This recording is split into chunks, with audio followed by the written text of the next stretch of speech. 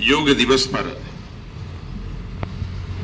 विवेकानंद सेवा मिशन अपने अनुसांगिक संगठन श्री महंत पुजारी विद्वत समाज, श्री गोवत्स सेवा दरबार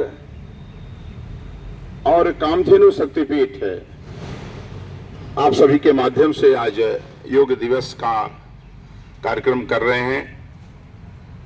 इसके पहले हम सभी मिलकर के 15 दिन से समर कैंप का भी आयोजन किए हुए हैं। लगातार हमारे प्रतिभागी 15 दिन से ये कार्यक्रम कर रहे हैं और आज इसका समापन सत्र आज शुरू हो रहा है। हमारे बीच में अतिथि के रूप में शहर की तमाम गणमान्य आप देख रहे हैं हमारे बीच में बैठे हैं। महंत पुजारी विद्वत समाज के मंडल अध्यक्ष परम आदरणीय राजेंद्र दास जी महाराज, उपाध्यक्ष चंदन दास जी महाराज हमारे बीच में उपस्थित हैं। साध्वी मनीषा जी, इसके अलावा जो कामधेनु शक्तिपीठ के प्रभारी हैं आदरणीय विनोद वर्मा जी, हमारे बीच अपने मिशन के हमेशा अच्छे के लिए कार्य करने वाले आदरणीय अजय कुमार विश्वकर्मा जी हमारे बीच उपस्थित हैं। आशीष जी हैं और सामने बैठे इस पूरे प्रखंड या पूरे कार्यक्रम के आप कहा जा के सूत्रधार आदरणीय केशव कुमार अग्रवाल जी हमारे बीच बैठे हैं। राघवेंद्र जी हैं हमारे बीच। पीछे राजीव कुमार पांडे जी बैठे हुए हैं। अरुण कुमार अग्रवाल जी, आशीष जी और विवेकानंद सेवा मिशन का जो युवा प्रकोष्ठ है इसके यशस्वी प्रदेश अध्यक्ष आदरणीय धन गुप्ता जी हमारे बीच उपस्थित हैं। इसके अलावा बहुत सारे लोग, मैं आप सभी का हार्दिक अभिनंदन और स्वागत करता हूं। योग दिवस पर पूरा विश्व आज योग दिवस मना रहा है, लेकिन हम अक्सर देखते हैं कि योग दिवस एक परंपरा हो गई है। योग दिवस आ गया, हम सभी उस दिन कुछ योग कर लेते हैं और दूसरे दिन से भूल जाते हैं। लेकिन विवेकानंद सेवा मिशन अपने अनुसांगिक संगठनों के साथ एक नया प्रयोग किया है कि लगातार 15 दिनों से हम लोग इसका रिहर्सल कर रहे हैं। इसका मतलब है कि हम भूलेंगे नहीं, हम आगे भी अपना कार्यक्रम करते रहेंगे। हमारा सिद्धांत है कि हम अपने इस कार्यक्रम के माध्यम से स्वस्थ रहें, संस्कारित रहें और दूसरे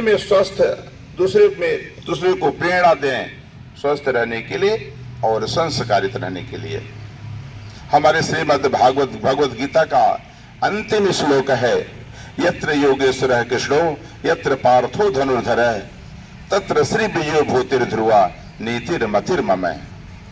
मतलब इसका यह है कि जहां गांडीवधारी अर्जुन है और जहां योगेश्वर भगवान कृष्ण है वहीं पर श्री विजय विभूति और अचल नीति है, ऐसा संजय ने कहा। तो हम लोग भी जो योग कर रहे हैं ये क्या है? राम सुखदास जी महाराज इस पर वर्णन करते हैं कि जो हम योग करते हैं यही योगेश्वर भगवान कृष्ण है और योग करने वाला अर्जुन है।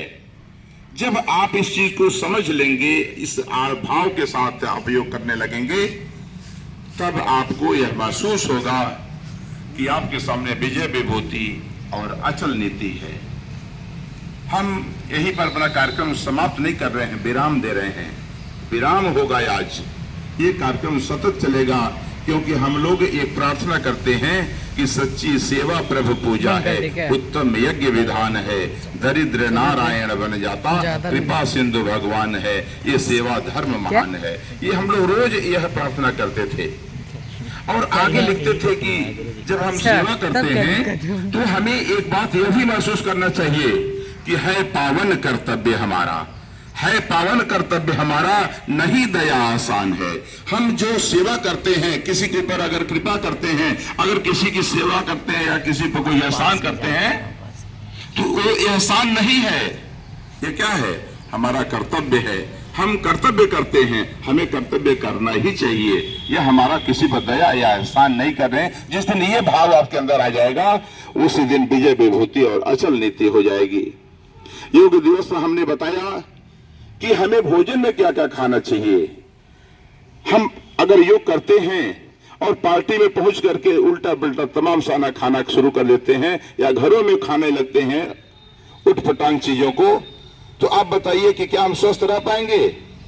इसलिए समर कैंप में यह भी बताया गया कि हमें क्या खाना चाहिए, क्या नहीं खाना चाहिए। तो इसलिए हम लोगों को ये जानकारी होना चाहिए। जानकारी लोगों को है भी, बहुत सारे लोगों को, कि हमें 80% क्षारीय भोजन करना चाहिए और 20% ही अम्लीय भोजन करना चाहिए।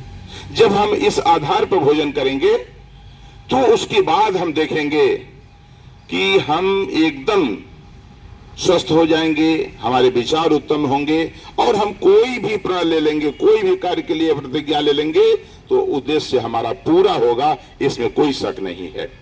और इस हमारे समर कैंप में जो हमारी बहनें हैं, हमारे भाई हैं, हमारे बच्चे समान लोग हैं, इस कैंप के बाद उन्हें सेल्फ डिफेंस की जानकारी हुई है। इसलिए सेल्फ डिफेंस की जानकारी के द्वारा वो जान पाए हैं कि दुनिया का कोई लोफर अब आपको परेशान नहीं कर सकता है। आप अपनी रक्षा कैसे करेंगे ये आपको पता है। तो इसलिए इस समर कैंप में 15 दिन के बाद जो आज हमारा समापन है अंतर्राष्ट्रीय योग दिवस के अवसर पर, निश्चित रूप से हम लोगों को एक नई प्रेरणा देगा, हम लोगों को एक अच्छा दिशा देगा। हमारा भारत परम वैभव को प्राप्त होगा। हम एक बार पुनः हमारा भारत विश्व गुरु होगा। हम इस आशा के साथ, इस सिद्धांत के साथ काम करेंगे कि हमारा भारत एक अतीत का भारत होगा, जब पूरी दुनिया को हम शिक्षा देते थे, दुनिया हमसे मार्गदर्शन लेता था। आज आप देख रहे हैं, अभी एक देश में आपदा आई तो उस आपदा में मरने वालों की संख्या पूरे विश्व में लिखा गया। ये लिखा गया कि भारत के लोग सबसे अधिक थे। आखिर भारत के लोग विदेश क्यों जाते हैं? इसलिए जाते हैं कि हमारा अतीत का भारत समाप्त हो चुका है, नया भारत आ गया।